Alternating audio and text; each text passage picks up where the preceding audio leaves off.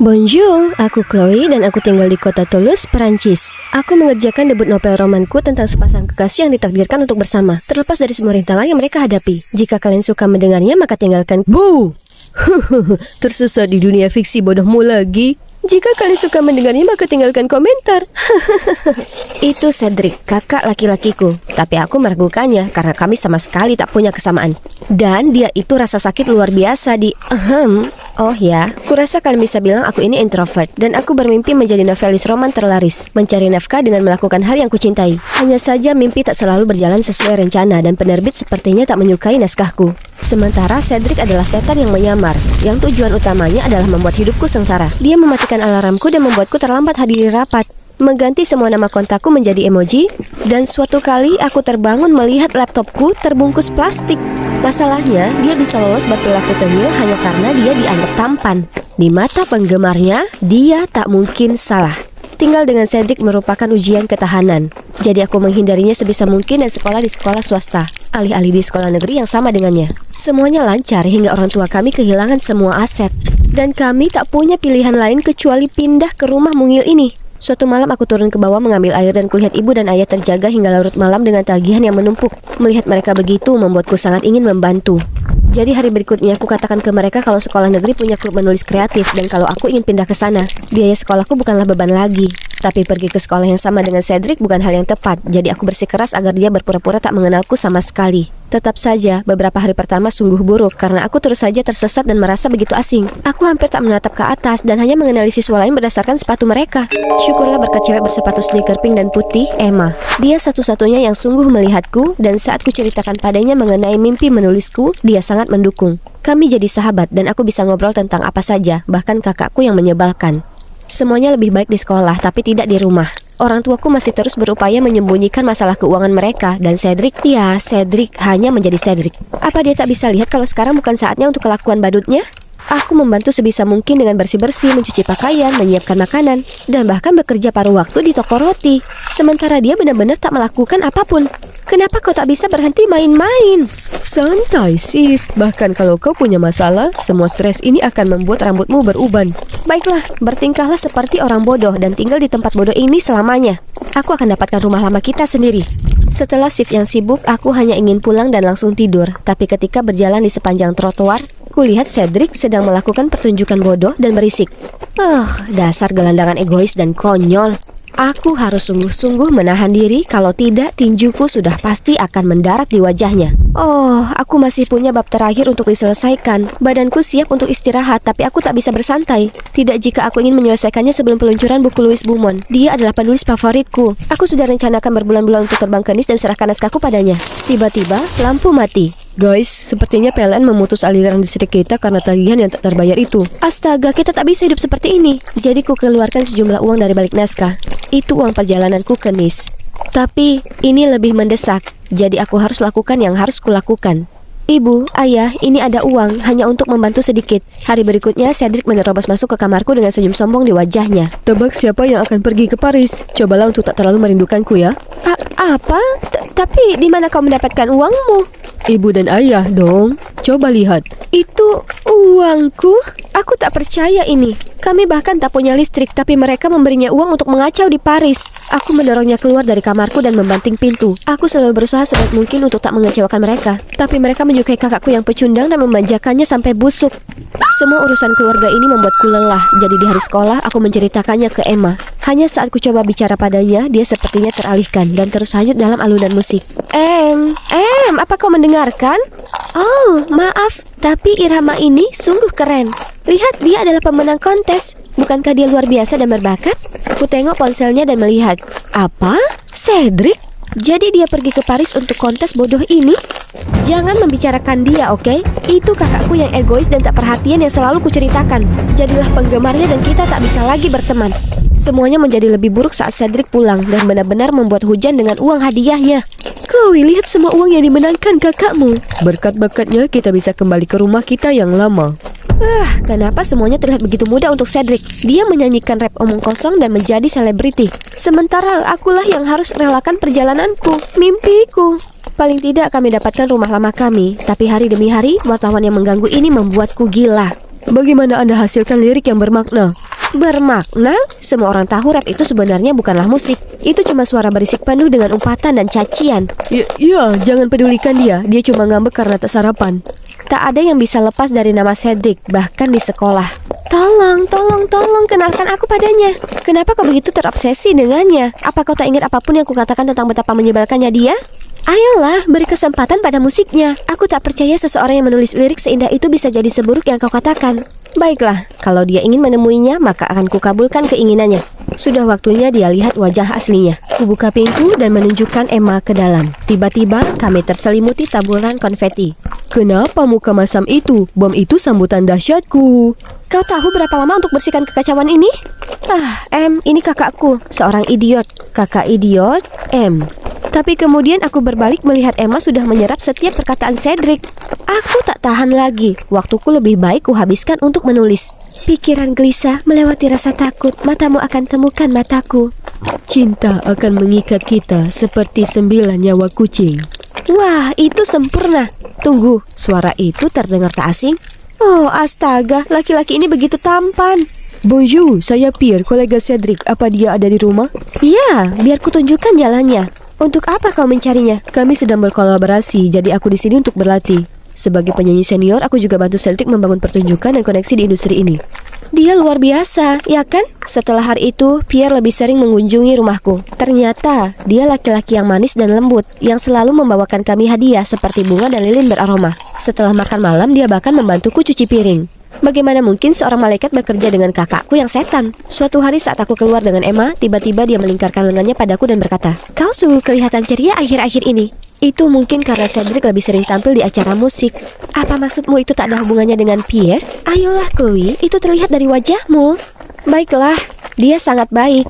Dan senyumnya secerah mentari. Bagaimana bisa kudekati seseorang sepertinya? Kenapa kau tak awali dengan sepucuk surat cinta?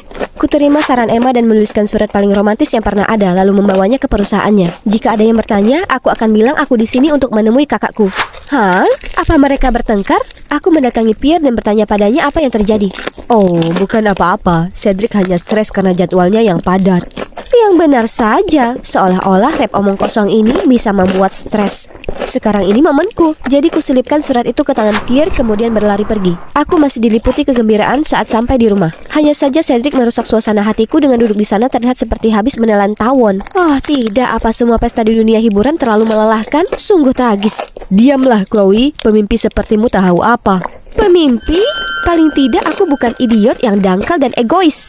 Kukorbankan segalanya agar kau bisa mengejar karir rap bodohmu itu. Dan yang kau lakukan hanya bertingkah seperti orang brengsek yang tak tahu berterima kasih. Dewasalah dan berhenti bersikap kekanakan. Aku berharap dia balas memakiku, tapi sebaliknya dia memberiku tatapan kosong. Lalu dengan gontai pergi ke kamarnya. Dia tak turun makan malam atau apapun selama 3 hari ke depan. Rumah ini tentunya sangat sunyi tanpanya.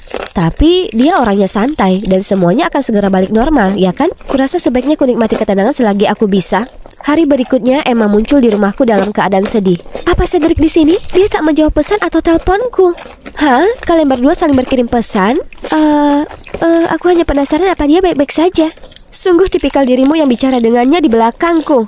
Yang membuatku heran, Emma dengan tak sabar menerobos melewatiku begitu saja dan lari ke kamar Cedric. Kemudian dia kembali muncul membawa catatan. Cedric sudah pergi.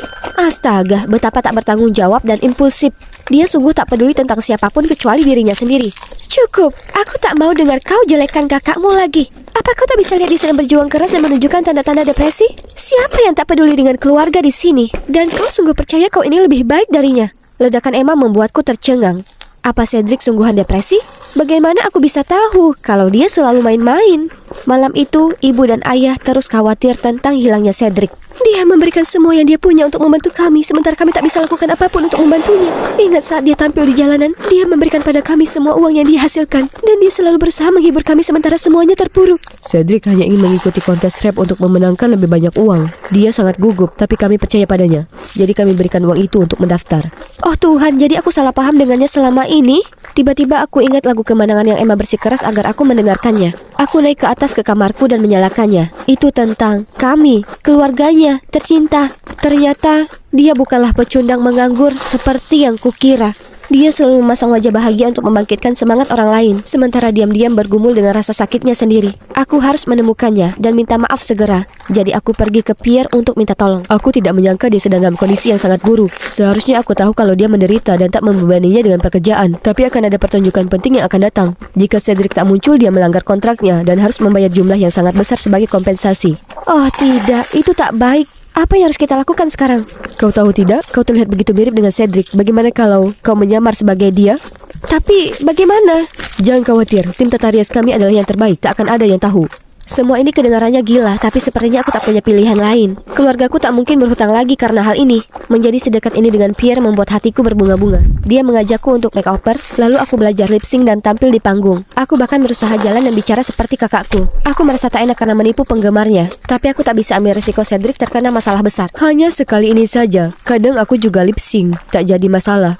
Aku merasa sedikit bingung, lalu tiba-tiba ada satu kru panggung di atasku yang tak sengaja jatuhkan kunci pas.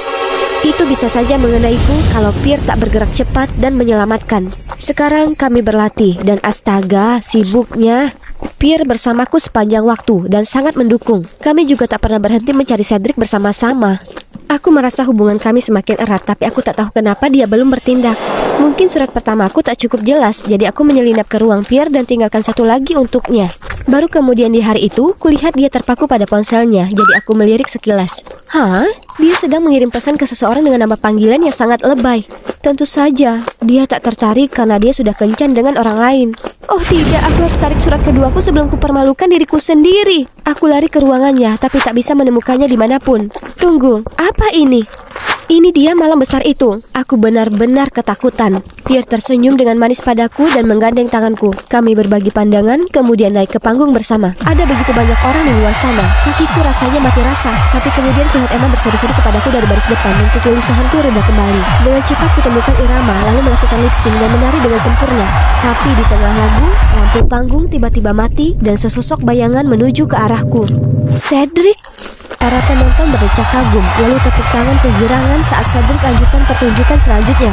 Selama waktu istirahat, semua orang pergi ke belakang panggung dan melihat Pierre mencengkram lengan Cedric. Cedric, kau dari mana saja? Kami semua sangat khawatir padamu. Hentikan aktingmu. Kau hanya memperalatku untuk memperkaya dirimu sendiri. Memaksaku melakukan pertunjukan demi pertunjukan, dan saat aku sudah kelelahan, kau memaksaku lip sync. Apa yang kau bicarakan? Pertunjukan ini membantumu mendapat dukungan. Memulai di industri ini memang sulit. Hei, aku bahkan meminjami uang untuk dapatkan rumahmu kembali. Maksudmu uang yang kau pakai untuk mengikat kakakku dengan kontrak bodoh ini? Kau paksa Cedric bekerja secara eksklusif denganmu, tampil gratis selama 2 tahun untuk melunasi hutangnya. Tapi menurut tanda terima untuk setiap pertunjukan, uang yang seharusnya ia terima telah melebihi jumlah hutangnya padamu. Oh, apa-apaan? Kaget sekali. Kini kami punya semua bukti untuk melawanmu. Memangnya kenapa? Toh Cedric sudah menandatanganinya. Kontrak adalah kontrak. Melanggarnya maka kau dikeluarkan dari perusahaan dan dipastikan kau tak akan pernah mendapat pertunjukan lagi. Seluruh keluargamu akan menjadi miskin seperti sebelumnya. Kurasa tidak. Apa yang publik akan katakan kalau dia tahu kau sudah menggodanya selama ini? Lalu saat dia menolakmu, kau memanipulasinya dan memaksanya bekerja terlalu keras? Berapa lama kau tahu? Cukup lama untuk mengungkapmu. Sekarang kau punya 2 pilihan. 1. Batalkan kontrak dalam waktu 24 jam dan bayar kakakku kelebihan uang yang kau eksploitasi darinya. Atau 2. Kami akan beritakan perbuatanmu dan lihat apa kau bisa bertahan di dunia hiburan setelahnya. Aku tak membencimu karena berbuat jahat padaku, tapi kesepakatan ini tak adil. Pierre kelihatan gugup dan marah, kemudian bergegas pergi begitu saja. Aku berpaling ke kakakku yang bodoh dan menyebalkan, lalu memberinya pelukan erat. Aku minta maaf salah paham denganmu sebelumnya. Kenapa kau tak cerita ke kami kalau kau pinjam uang untuk dapatkan kembali rumah kita? Aku tahu kau sangat ingin rumah kita kembali. Jadi aku mengikuti kontes itu, tapi hadiah uangnya tak cukup. Saat itulah aku minta Pierre. Bodohnya aku, kalau kau tak temukan kontrak dan tanda terima itu, aku masih percaya kebohongannya dan bekerja hingga kelelahan. Jadi kau menerima pesanku? Aku hendak menutup semua koneksi di dunia ini. Tapi hari itu aku merasa sangat gelisah. Jadi kubuka ponselku dan melihat pesanmu.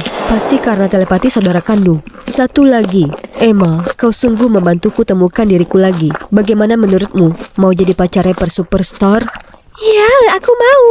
Tolong jaga seminimal mungkin hal-hal berbau mesra di depanku. Untungnya aku terselamatkan saat seorang kru panggung memanggil Cedric untuk kembali ke panggung.